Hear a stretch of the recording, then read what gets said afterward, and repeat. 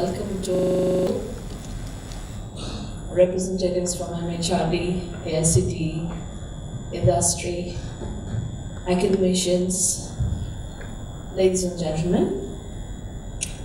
Like Sir said, I'm also a teacher, so I've come with my notes.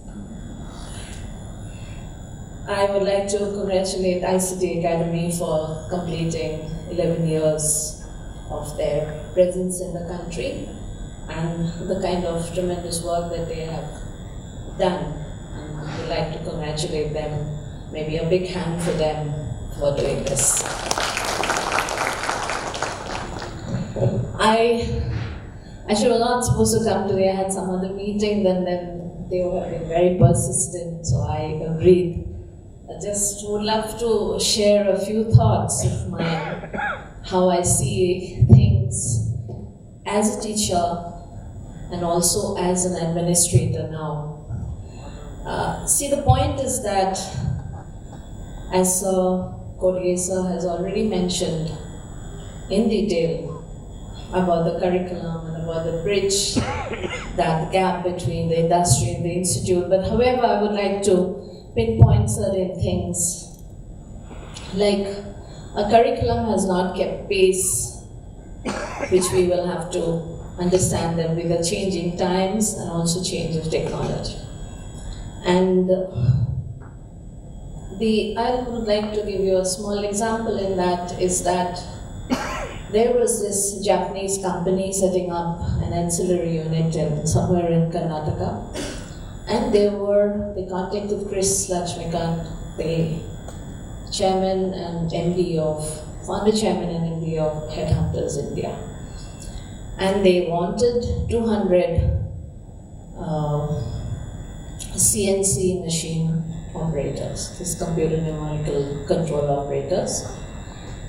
And the group could find hardly 5 of them. The reason being the CNC trade is not being taught in the colleges near around South India.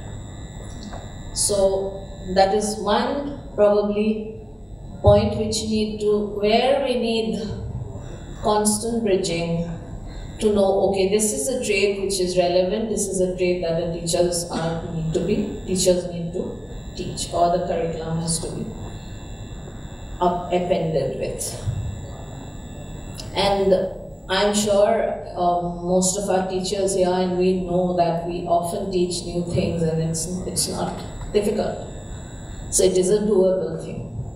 Then the second thing I would like to point out is that there's this misalignment of the available human resources that we have and what the industry requires. That's where the employability. We say that major part of our graduates are not employable. That's what the buzzword is, employability, or the graduates that come out. So we teachers are not good enough, what we bring out is not employable, they're not getting jobs, which is true. I mean, we have to admit it. So, but we cannot just sit alone, we all have to put our efforts together and work towards it. Then, so the concern here is the gap between the skill and the employment. Then the second major concern that I would like to share with is that we all know that over more than half of our population is less than 25 years of age. So we need to do something about it. We need to make them responsible, make them efficient, make them employable. And of course then, on the other hand, I have read somewhere that every year we have 12 to 15 million jobs coming out, and where we are not finding takers. So where is the problem? So definitely our education system is not being able to deal with the changes that is happening. But what I feel is that our education system is not equipped enough to tell a student or to make them understand why am I doing this study? Why am I doing civil engineering or mechanical engineering? Or what am I studying? How can I make an impact to society with what I'm doing? We're not understanding half the time we are just sending children. Right now we are having counseling of students in polytechnics all over the state of Assam. We say counseling. Are we doing really counseling? No, we're not. We're just asking them which branch you want, availability, put them in. Is there any effort that is being done to tell them, okay, this is what you can do, this is what you can make a difference to the society with this? These are small little things I'm just sharing. These are my own personal thoughts. We need to change our thought process. We need to change the whole paradigm of how we look at things. All of us. Then, of course, I would like to tell you something is that recently, about a month ago, not a month, April 25th to 27th, we had a conference of directors of technical education of the Northeast region and the principals of technical institutes, where we met for 3 full days and we had a lot of interaction and a lot of things were talked about. And then we found out many things like, we need our laboratories were not up to the mark. Our facilities were not up to the mark. We have acute shortage of power supply, acute shortage of, our internet connection is not fast enough. We have water issues. So these are main issues. And more than that, the biggest issue that we have is faculty. Our faculties are not there. Full strength is not there. You look at any engineering college, any polytechnic, you'll see half the posts that are there are not filled up. So now I think in the center, there's a 100-day program where the PM is strictly instructing all the technical institutes like IITs and NITs and NITTRs that you need to fill up posts within 100 days. So I would hope that the directives will come to us also, and then we'll also be able to fill up the gap so that the teachers are there, apt number of teachers are there to teach. And we had this industry meet also there in that workshop where a lot of the local industries, they came forward, the cement industry, the oil industry, the railway recruitment board also had come up, and we had quite a detailed discussion as to how we can work on it, and they have come forward. It's in a way, as we are kind of hand-holding things. They've come forward and they said, we'll take the teachers, we'll take them on internship. And AICT is also, if you have heard Professor Sahasrabudhe saying that teachers need to go mandatorily to an industry and work. And I hope the industry will also welcome the teachers to come in and then get that what is lacking in a teacher. So you can see that this is a all concerted efforts, and Take It 3 is doing a wonderful job. Take It 3 has come up in the Northeast.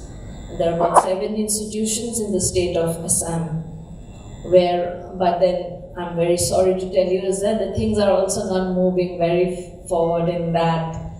The issues, the infrastructure development is not happening. The Sir has not shared it, but I would like to tell you this, that we have things happening, coming our way, but we're not being able to do it. There are some problems definitely. So this is where probably you all can today discuss and how we can change about things. And AICT is doing a wonderful job. And I'd like to tell you that in that workshop of AICT, we are now getting nine programs sponsored for faculty development program across the Northeast region. In all states, 1 program for each state of Northeast is getting that program for going for MBA preparation. MBA is again an accreditation where we will say that our institutes will become better and closer to the industry. And also there are other institutes like NITTR and all are trying their level best to teach. And then recently we had a diktat coming from Niti Aayog that we must use AI tools into education, agriculture, smart city development, and some other areas. So this is where I feel that we must use AI in a big way, machine learning and AI. I'm a teacher. I taught AI in the year 91, 92, 93, I taught AI. And then somewhere AI lost this thing and we also threw it out of the syllabus. Now I'm sure all of you must get this AI back and machine learning is now coming up in a big way, as Sir said. A civil engineering teacher or a student would not think, oh, what AI has to do with me? I have got nothing to do with it, but now AI has come deep inside. See, how AI can help us is that there's already a lot of work being done by Content Technology Inc. in developing smart content and allowing a student to interact with or to let the course go along with the pace of the student, the level of the student. Like I'll tell you, IIT Kanpur has shown the project as a project of the BTech project and part of it thrown out of the window. They feel that the project is not good enough. You don't require it. Why you don't require it? Because some of the students, they don't do it seriously enough. They just get the project, they get their employment in the 6th semester, and they are done. They're not bothered, so they don't do their project at all well. So they threw the project out of the window. So similar kind of a thing is happening here. So we need to really put all our efforts, and I'm sure Sir should be able to tell us more about how we deploy AI in education and how we go about. Microsoft is coming in a big way. They're all doing, but where funding will be required. So we need to really look at a whole lot of other issues as well.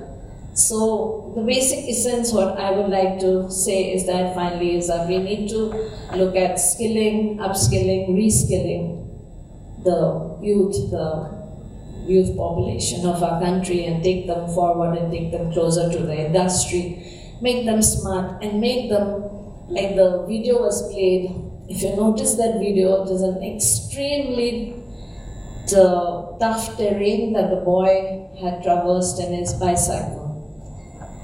Two things you can see here is one is sheer determination.